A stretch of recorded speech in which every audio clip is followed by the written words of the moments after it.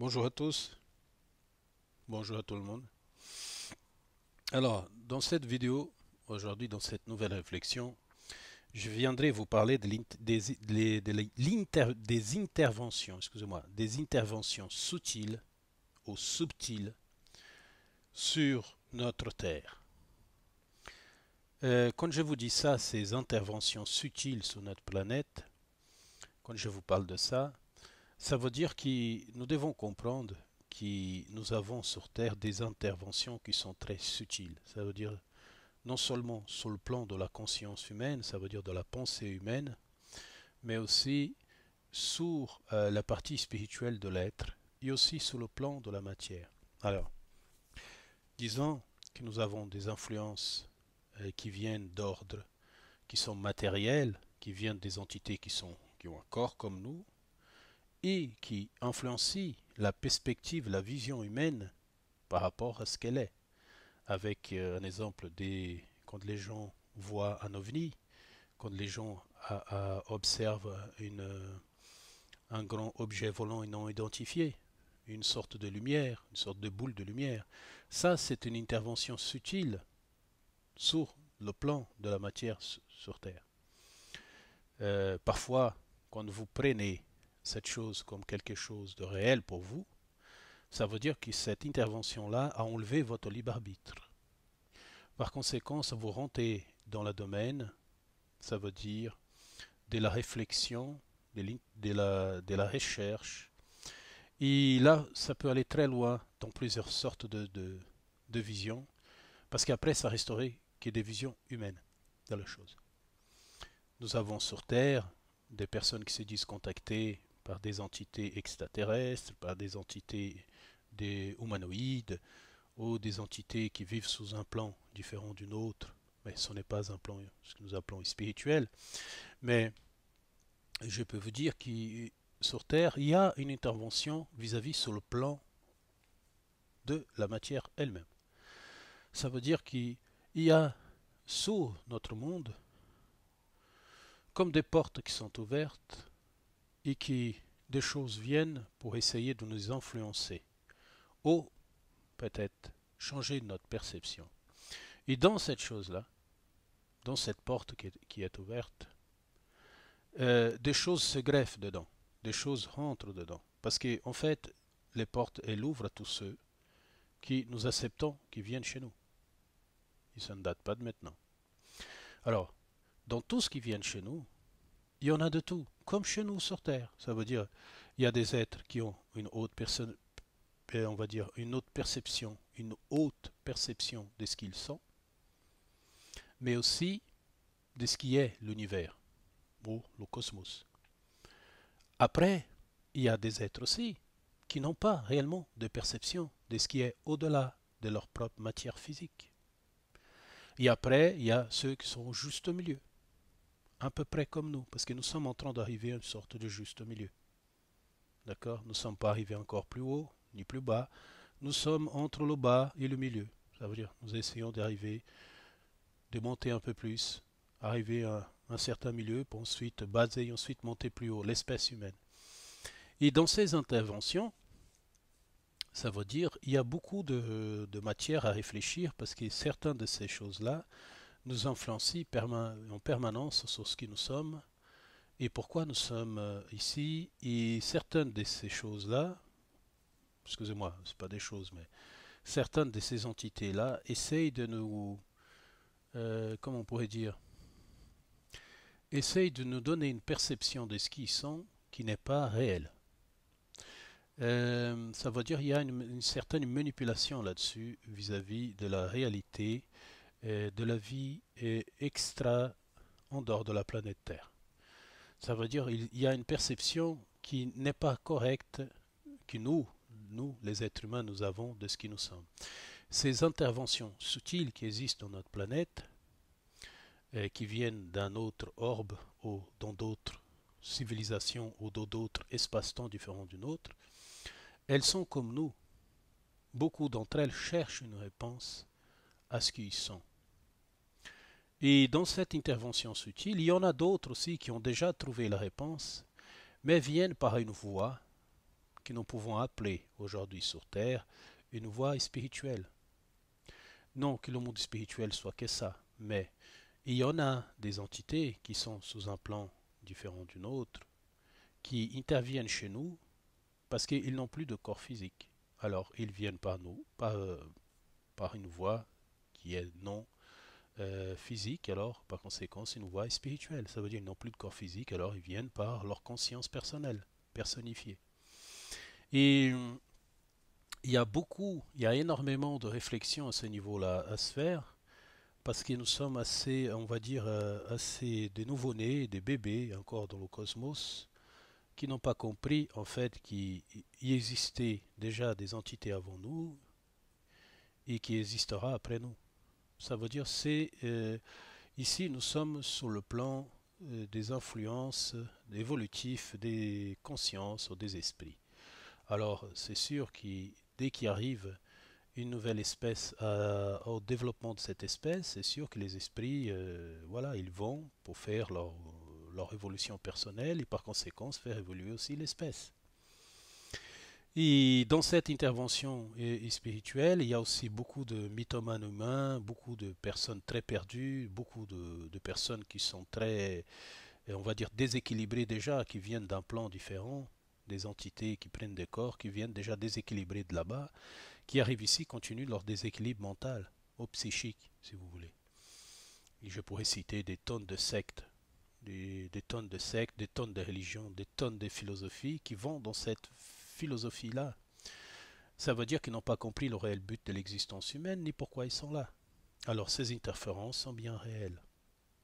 Elles existent sur Terre.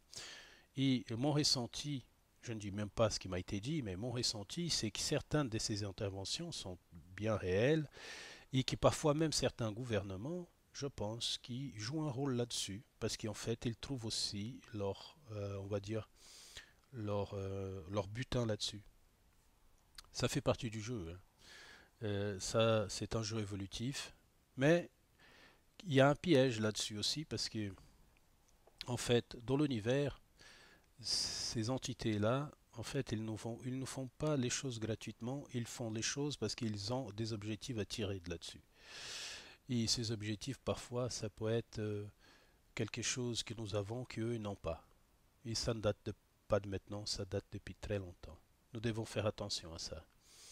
Nous devons nous connaître pour comprendre qu'en fait, rien ne doit nous influencer. Nous devons vivre notre expérience sur ce plan et aider le développement de ce monde que nous vivons.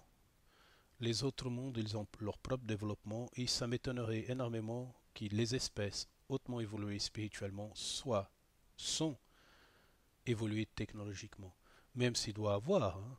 Mais je pense que les espèces plus évoluées réellement dans la spiritualité, ce que nous appelons spiritualité, n'ont pas besoin d'un de technologie, n'ont pas besoin de voitures, n'ont pas besoin de télé, n'ont pas besoin de quoi que ce soit. Je pense que leur façon de voir et de ressentir sont beaucoup plus profondes et les gens se sentent plus fraternellement liés qu'est sur Terre. Par rapport à les influences, les interventions subtiles sur le plan spirituel sur Terre, ça existe depuis des milliards et des milliards d'années. Nous pouvons trouver ça, ces interventions spirituelles sur Terre depuis des siècles, depuis des millénaires. Vous pouvez lire plusieurs livres, qui soient des occultistes du 19e siècle, qui soient le livre de mort tibétain, qui soit le livre de mort égyptien. Vous pouvez chercher dans les religions monothéistes qui je trouve qui ont une vision de ce qui est l'existence extrêmement dualiste, mais il y a une intervention là-dessus aussi. Mais la cohérence de tout ça, c'est que la tendance, hein, je ne dis pas que c'est la vérité, hein, je dis que la tendance, c'est d'écheminer l'humanité vers un centre, on va dire la centrer, centrer l'humanité dans quelque chose de plus cohérent. Ça veut dire, c'est comme un apprentissage, ça veut dire nous donnons des choses, des guidances, on va dire des pointages à distance, pour que les gens puissent directionner et travailler là-dessus, pour qu'ils puissent, à fur et à mesure, trouver un centre et placer leur pensée et leur vouloir là-dessus. Et sur Terre, nous vivons énormément sur cette bannière-là, ça veut dire une intervention subtile de tous les plans. Hein. De tous les plans, ça veut dire aussi par des médiums, par des voyants, par des sensitives, aussi par des religions monothéistes, ou par des religions dualistes, ou par des philosophies spiritualistes. Ça veut dire il y en a de tout. Ça veut dire il y a même le contraire de tout ça, ce que j'appelle les loges noires ou les entités enténébrées. Et même ça, mais dans un autre sens. Vous voyez, ça veut dire notre monde, il est ça. Ça veut dire il est un monde d'influence. Et nous devons faire très attention parce que ces influences parfois nous n'amènent nulle part. Ce n'est pas un exemple. Je ne vais pas citer le nom, mais ce n'est pas dans une sorte de secte New Age extraterrestre en disant que nous sommes tous des fils des Elohim. Ça veut dire des entités soi-disant qui viennent, parce qu'en fait le mot Elohim, ça a été traficoté avec le temps, que nous sommes les fils des Elohim, que nous sommes des entités qui a été créées par ces entités-là. Ou ce n'est pas parce que celui qui s'y prétend être le centre de tout dans cette secte qui dit que nous sommes, que nous allons, que j'ai pris un petit déj avec tous les prophètes et tous les saints. Bref, ce sont des choses, et en basant surtout aussi, on va dire le centre de cette doctrine, de cette secte, une pensée sexuelle. Ça veut dire tout est lié au corps. Quelque chose qui disparaît et tout est lié à la symbologie. Ça veut dire il y a des symboles partout. C'est pour ça que je vous dis, modestement, ça c'est mon ressenti profond. Hein. Je ne dis pas que c'est la vérité. Mais tout ce qui est symbolique ou la symbologie humaine est attiré à des choses qui sont humaines et qui après sont attirés à des êtres qui vivent dans un plan qui sont encore liés à cette référence-là. Je pense que la symbologie, ce n'est pas, on va dire, utiliser ce mot-là, le symbole de ce qui est la spiritualité. Je crois que la réelle spiritualité est en dehors de tout symbole et de tout sentiment. Elle est un état permanent d'être. Et tout ça, en fait, ce n'est que de l'ignorance. Qu'il soit les interventions qui viennent sur notre planète d'un plan extraterrestre ou alien ou extradimensionnel, ou quelle qu'elle soit la chose, ou intraterrien, quel qu'elle soit le délire que nous, les humains, nous avons créé, qui me donnera, on va dire, un aperçu de ce que je suis.